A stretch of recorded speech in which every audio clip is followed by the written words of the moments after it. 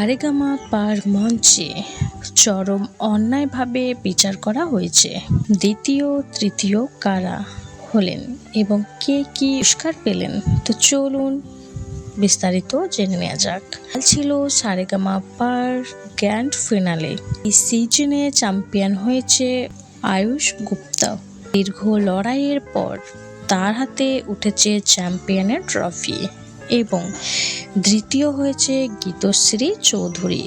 ওই দিন তিনি পেয়েছেন মুখরোচর পক্ষ থেকে 1 লক্ষ টাকা এবং আদে ঢাকেশ্বরীর পক্ষ থেকে আরও 1 লক্ষ টাকা এবং তৃতীয় হয়েছে সৃজন কুড়ুল।